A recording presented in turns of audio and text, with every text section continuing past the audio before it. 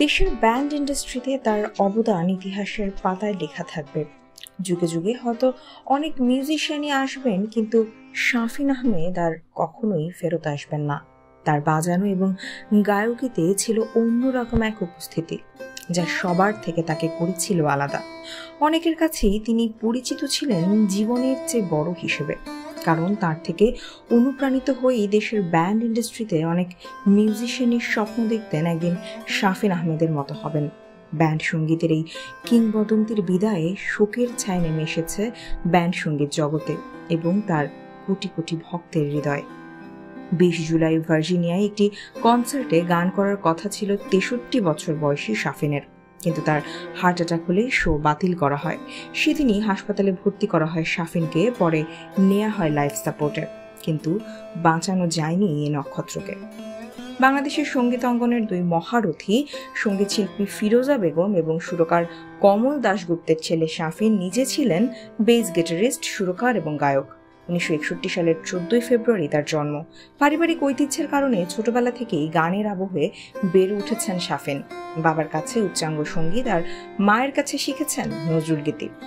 বড় ভাই হামিন আহমেদ সহ ইংল্যান্ডে পড়তে গিয়ে পশ্চিমের সঙ্গীতের সঙ্গে সখ্য হয় শাফিনের। শুরু হয় তার ব্যান্ড সঙ্গীতের যাত্রা। একরকম শখের বসে 1979 সালে তারা গড়ে তোলেন ব্যান্ড দল মাইলস। প্রথম কয়েক বছর তারা বিভিন্ন 5 তারা হোটেলে ইংরেজি গান গাইতেন। পরে মাইলসের বাংলা গানের প্রথম অ্যালবাম প্রতিশ্রুতি বের হয় 1991 সালে। ওই অ্যালবামের জনপ্রিয়তার পর বিটিভিতে বিভিন্ন গানের অনুষ্ঠানে প্রায় দেখা যেত মাইলসকে। ধীরে ধীরে মাইলস দেশের অন্যতম জনপ্রিয় ব্যান্ড দলে পরিণত হয়। মাইলসের সঙ্গে দীর্ঘ 3 দশকের পথ চলার সমাপ্তি টেনে 2010 সালের জানুয়ারি মাসে বেরিয়ে আসেন শাফিন আহমেদ। তবে তার সঙ্গীত যাত্রা কিন্তু চলছিল। তার বিভিন্ন সোলো অ্যালবামও জনপ্রিয় হয়। পরে তিনি গড়ে তোলেন নিজের ব্যান্ড দল ভয়েস অফ মাইলস।